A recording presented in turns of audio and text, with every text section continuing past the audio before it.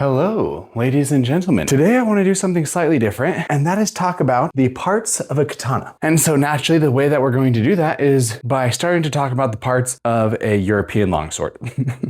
And the reason why I'm doing it is because I recently got these two swords from the Romance of Men, and I am a lot more familiar with longswords than I am with katana. And so I thought that it would only be right of me to spend some time learning a little bit more about the katana and its parts. I also thought it'd be fun to share the things that I'm learning in case you too would like to learn a little bit more about the katana. I know some of my viewers are very familiar with the katana and will probably let me know about all the things that I screw up in here in the comments, so that'll be fun. Naturally, there's going to be some similarities between these two, and that is because they're both swords. There's also a lot of interesting differences, and I think there's some beauty in learning about the different ways that people made these. It's just fun to learn about different cultures and things like that. Like I said, they're both swords. They will both have scabbards in this case. They obviously both have blades under the scabbards. We'll get to those in a moment. And then they both have guards and they both have handles. We can take a look at each one individually. We will start off with the scabbard. Taking a look at the European scabbard, this is a wood core scabbard. So here's the wood here, and then it has a metal throat piece on the outside. The scabbard is then covered in leather. In this case, the leather is stitched. In some cases, they might use some type of glue. There's some additional decoration here. And in this case, the scabbard comes with some belt loops, so you can loop it onto a belt and carry it that way. There were also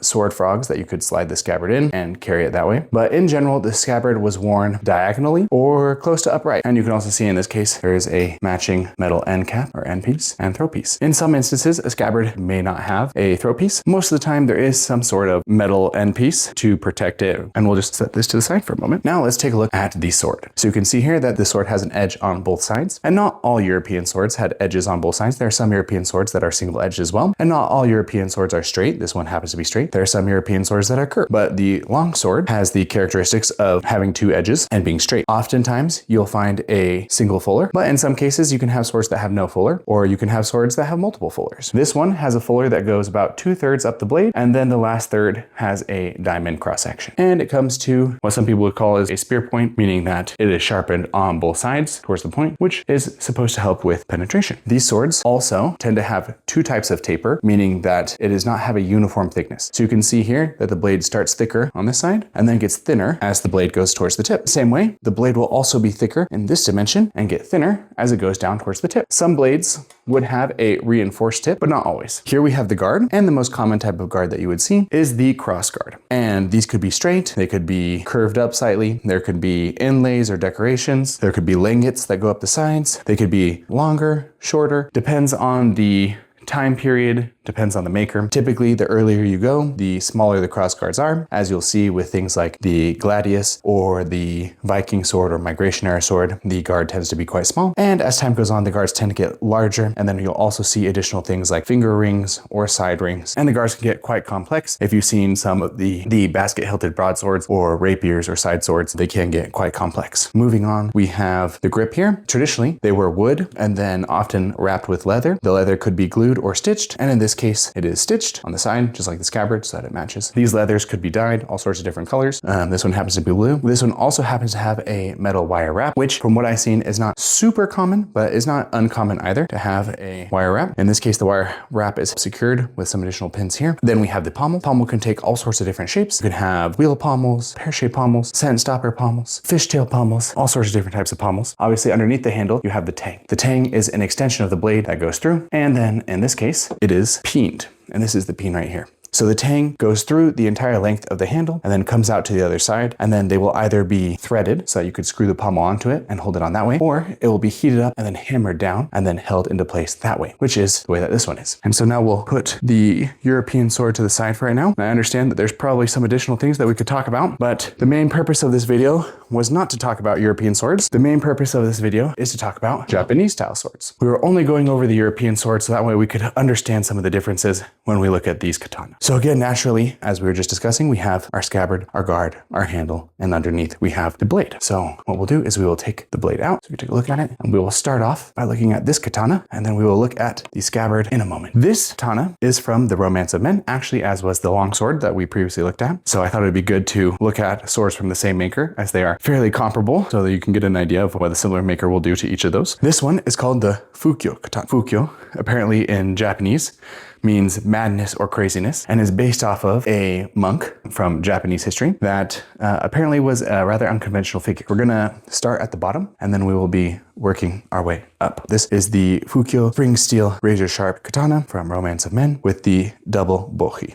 And the price for it is $199. So a pretty good deal. Now let us start from the bottom and work our way up. The complete handle, and I've heard different people pronounce it different ways, but I believe it is pronounced tsuka, T-S-U-K-A. And I heard some people pronounce it ska, but since the spelling is very similar to the tsuba, I imagine that it's pronounced slightly the same way. So the entire handle has a name, the tsuka. At the base of it, we have the kashira, that is the pommel or the end cap. And this pommel typically will match the piece at the top of the handle, which is the fuchi. So these typically tend to be a matching set. In this case, it is some sort of copper alloy. I'm assuming some type of brass or bronze. They didn't exactly say, but on the cheaper katana, bronze is easier to cast. And so it makes sense that you would have bronze or brass fittings on the cheaper end. On the more expensive end, you might have something like iron or steel. Those are more difficult to cast, and so they can be more expensive. It might require more file work. And then if you go even to the higher end, you might get some precious metals like silver or gold. On this one, there is a bamboo theme. So you can see there are some basic lines and patterns on both of these that to me kind of look like blades of grass. And let me see if I can get this closer to the camera so you can take a look at the fuchi and the kashira. The kashira has a couple of purposes. One, obviously decorative. It can be a work of art and beautiful in its own right, but also has a practical purpose because it is metal. You could obviously hit someone with it, but also it can help secure the handle in place and give something that for you to wrap the handle to in time. Then moving up to the wrap. This is called the ito, and the wrap can be made out of different things. For example, it can be made out of cotton or different types of leather or silk. The Romance of Men on their site says this is silk. To me, it doesn't feel like silk. It feels more like cotton, but maybe that's just because I don't know what silk feels like. Who knows? This can be tied in different patterns or ways. This is one of the more common types that you'll see is this diamond pattern. And this particular one happens to be pretty tight. Moving up, you'll see this decorative piece here. This one looks like leaves or bamboo. And this is called the manuki. The manuki is a decorative piece. There will be two of them. You can see one here towards the bottom and one here towards the top. Some people say though that it adds some additional girth to the handle so that way it's easier for you to hold. And that is the manuki. Something that you'll see under the wrap and under the manuki, this white bumpy pattern. And you're like, what is that? That is called samigawa. And the samigawa is traditionally either ray skin or in some instances shark skin. On cheaper ones, you'll see that it is something synthetic like plastic, and that is wrapped around the wood and also serves a couple of purposes. On one end, it helps waterproof the handle to protect it, but also it has this great texture which helps secures the wrap in place. Now on this one, again, we'll bring the sword closer so you guys can see it. This is a real ray skin. And so if you look at it, you'll see that each of these bumps is not uniform and that they are different sizes. Whereas on this one, you can see that it's a slightly different color and more synthetic white. And because it's plastic, it won't have the same type of texture. It won't hold the wrap as well. So yes, that is the samigawa. Moving up, you'll see some bamboo pins. And this is the different construction method that we were talking about. Whereas on the European sword, you'll have the tang run through the entire length of the handle and then get peened or threaded here at the end. That is not the case here. The tang will sometimes run the whole length of the handle, but not always. Instead, what will happen is they will drill through the handle and drill through the tang, and then they will place these wood pins inside. And that is what holds everything together. So let's see if you guys can see that. There's one here. There's one here. Often on katana, there will be two, but sometimes in smaller swords, there will just be one. And so if you wanted to disassemble the sword, either for maintenance or to change out the handle or change some of these fittings, you would take something like this tool here and you could bang these out and then the handle would come off. And then you could do whatever maintenance you need or change fittings or whatever. Now we already slightly mentioned this, but here we have the fuchi, which really just brings the handle together and also acts as a spacer so your hand doesn't bump up to the guard so much. Now here we have the guard. Let me see if you guys can see the distinctive pattern here, and the guard is called a tsuba.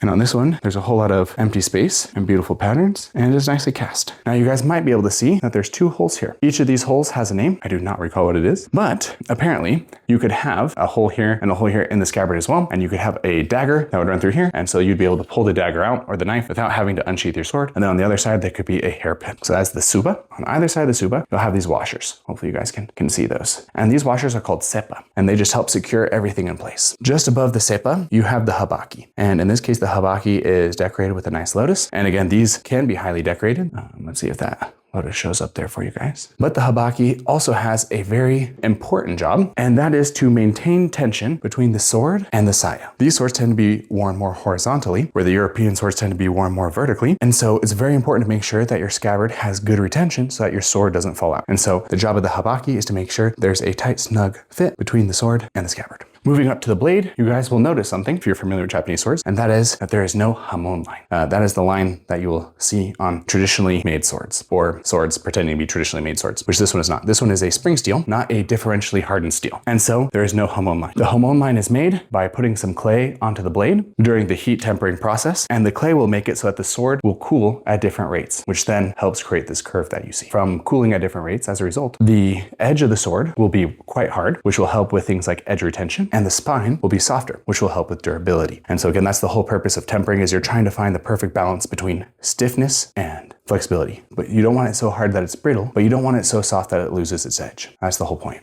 of tempering. Now, the edge is called the ha, and the spine is called the mune. And then the degree of the curve, or the type of curve, is called the sori. On this particular sword, you'll see that it does have a fuller, and not all Japanese swords had fullers. Some Japanese swords would have one fuller. Some will have two. The fuller is called a bohi. This has two bohis, or double bohi. Also, take a look at the blade. The tip here is called the kissaki, and this line here is called the yokote. On traditional swords, the straightness of the yokote and how the hamon interacts with it would give you an idea of how talented the smith was and how the quality of the sword was overall. Moving on to the scabbard, which is this piece here, known as the saya. The saya is made out of wood, but instead of being covered with leather, it is lacquered. You can see that it has matching end pieces here. You can see that it has matching end pieces here. The mouth is called the koiguchi, and the end is called the koji. Again, they can be decorative, and to use this low-end sword, you can see that it doesn't have an end piece, and it also doesn't have a mouthpiece. It's just wood.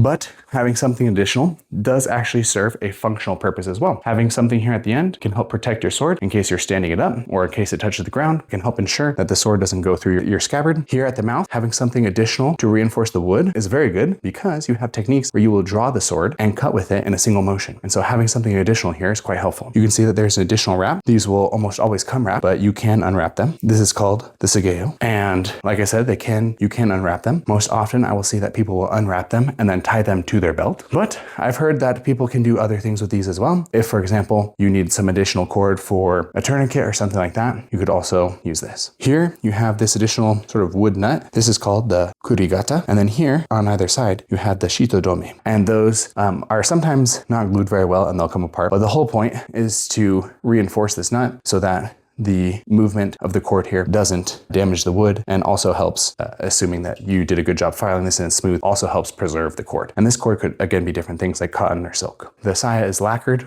and they did an orange base, but then they added some gold and black colored powder to give it this nice color. So I'm sure that this is not a full extensive list of everything that you need to know about the katana, but hopefully this helped you learn a little bit.